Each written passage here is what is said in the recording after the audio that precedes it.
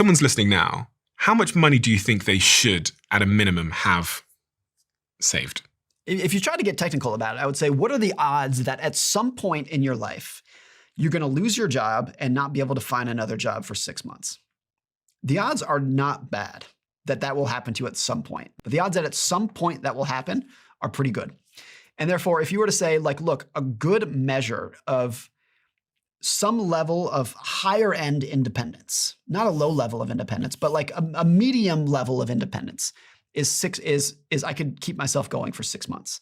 Now, for a lot of people, that's a daunting task, and it's okay. But that is a level at which you can exhale to a degree that most people have never been able to do before, of like, there's going to be some bad stuff happening in your life. It's going to be uncomfortable, but it's going to be okay.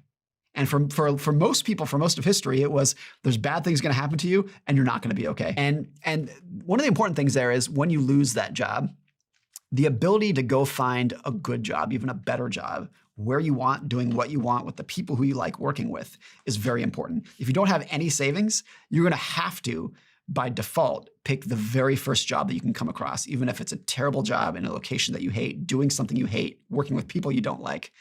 And so the flexibility to give yourself time to find a job that is a little bit easier and better for you, that is the purpose of savings.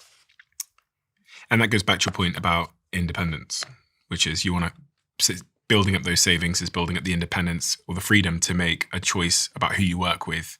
Right. If the worst were to happen, you don't have to necessarily go get a job at, some awful place. Some terrible place.